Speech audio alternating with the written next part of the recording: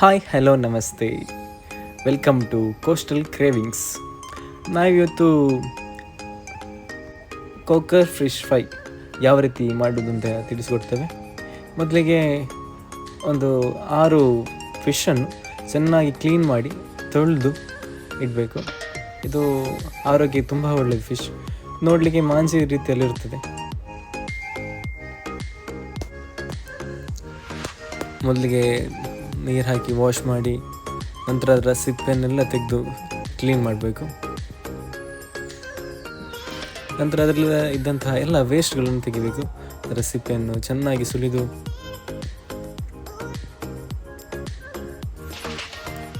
ಇದು ಆರೋಗ್ಯಕ್ಕೆ ತುಂಬ ಒಳ್ಳೆಯದು. ಈ ಫಿಶ್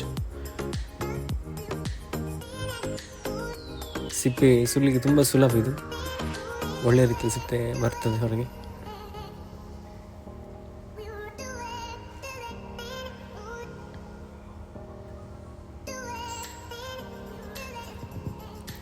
ನಂತರ ಒಂದು ಕ್ಲೀನ್ ಮಾಡಿ ಒಂದು ಬೌಲಿಗೆ ಹಾಕಿ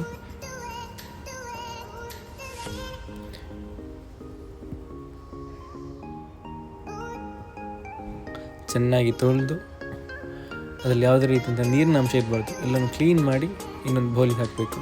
ನಂತರ ಅದರ ಮೇಲೆ ಒಂದಷ್ಟು ಲೈನ್ ಗೆರೆಗಳನ್ನು ಹಾಕಿ, ಅಂದರೆ ಮಸಾಲೆ ಒಳ್ಳೆ ಹಿಡಿಬೇಕಲ್ಲ, ಒಂದು ಸ್ವಲ್ಪ ಲೈನ್ ಎಲ್ಲ ಹಾಕ್ಕೊಂಡು ಎಲ್ಲ ಫಿಶ್ ಮೇಲೆ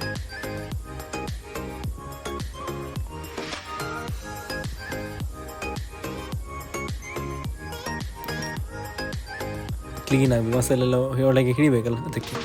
ನಂತರ ಇನ್ನೊಂದು ಬೌಲಿಗೆ 3 table spoon chilli powder, red chilli. ನಿಮಗೆ ಎಷ್ಟು ಬೇಕು ಅಷ್ಟು ತಗೊಳ್ಳಿ. ಖಾರ ಎಷ್ಟು ಅಂತ ಹೇಳಿದರೆ 3 ಟೇಬಲ್ ಸ್ಪೂನ್ ತಗೊಳ್ಳಿ. ನಂತರ 1/4 ಟೇಬಲ್ ಸ್ಪೂನ್ ಅರಶಿನ. ನಂತರ ಕಾರ್ನ್ಫ್ಲೋರ್ 2 ಟೇಬಲ್ ಸ್ಪೂನ್ ಕಾರ್ನ್ಫ್ಲೋರ್. ನಂತರ ಒಂದು ಅರ್ಧ ಕಪ್ ಹುಳಿ ನೀರು. ಅದನ್ನು ಒಳ್ಳೆ ರೀತಿಯಲ್ಲಿ ಮಿಕ್ಸ್ ಮಾಡಿ ನಂತರ ಅದಕ್ಕೆ ಸ್ವಲ್ಪ ಮನೆಯಲ್ಲೇ ಮಾಡಿದಂತಹ ಶುಂಠಿ ಬೆಳ್ಳುಳ್ಳಿ ಪೇಸ್ಟ್ ಅದನ್ನು ಚೆನ್ನಾಗಿ ಮಿಕ್ಸ್ ಮಾಡಿ ನಂತರ ಅದನ್ನು ಫಿಶ್ ಮೇಲೆ ಚೆನ್ನಾಗಿ ಹಚ್ಚಬೇಕು. ಒಳ್ಳೆಯದು ಕಲಸಿ, ಇನ್ನು ಗೆಡ್ಡೆ ರೀತಿ ಇರಬಾರ್ದು. ನಂತರ ಅದಕ್ಕೆ ಫಿಶನ್ನು ಅದರಲ್ಲಿ ಹಾಕಿ ಡಿಪ್ ಮಾಡಿ ಅದರ ಏನು ನೀವು ಗೆರೆಯನ್ನು ಹಾಕಿದ್ದೀರಾ ಅದರೊಳಗೆಲ್ಲ ಹಿಡಿಬೇಕು. ನಂತರ ಒಳ್ಳೆಯ ರೀತಿಯಲ್ಲಿ ಹಚ್ಚಿದ ನಂತರ ಒಂದು ಅರ್ಧ ಗಂಟೆ ಅಂದರೆ 30 ನಿಮಿಷಗಳ ಕಾಲ ಅದನ್ನು ಮ್ಯಾರಿನೇಟ್ ಆಗಲಿಕ್ಕೆ ಬಿಡಬೇಕು. ಸ್ವಲ್ಪ ಹೊತ್ತು ಬಿಟ್ಟು ಅರ್ಧ ಗಂಟೆ ನಂತರ ಮ್ಯಾರಿನೇಷನ್ ಕಂಪ್ಲೀಟ್ ಆದ ನಂತರ ತೆಂಗಿನ ಎಣ್ಣೆ, ಶುದ್ಧವಾದ ತೆಂಗಿನ ಎಣ್ಣೆಯನ್ನು ಪ್ಯಾನಿಗೆ ಹಾಕಿ ಅದನ್ನು ಫ್ರೈ ಮಾಡಬೇಕು. ಅದರೊಟ್ಟಿಗೆ ಕರಿಬೇವಿನ ಸೊಪ್ಪು ಮಿಕ್ಸ್ ಮಾಡಿ ಅನ್ನ ಜೊತೆ ತಿನ್ನಲಿಕ್ಕೆ ತುಂಬ ಖುಷಿಯಾಗ್ತದೆ. Thank you for watching Coastal Cravings.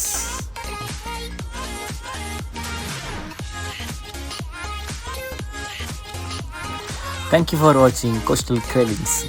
ಇದೇ ಥರ ಅಪ್ಡೇಟ್ಸ್ ಬೇಕಾಗಿದ್ದಲ್ಲಿ ನಮ್ಮ ಚಾನಲನ್ನು ಫಾಲೋ ಮಾಡಿ, ಸಪೋರ್ಟ್ ಮಾಡಿ, ಸಬ್ಸ್ಕ್ರೈಬ್ ಮಾಡಿ. ಹಾಗೆ ಪಕ್ಕದಲ್ಲಿರುವಂತಹ ಬೆಲ್ ಐಕಾನನ್ನು ಕ್ಲಿಕ್ ಮಾಡಿ. Thank you. ಇನ್ನು ಮುಂದಿನ ವಿಡಿಯೋದಲ್ಲಿ ಸಿಗುವ.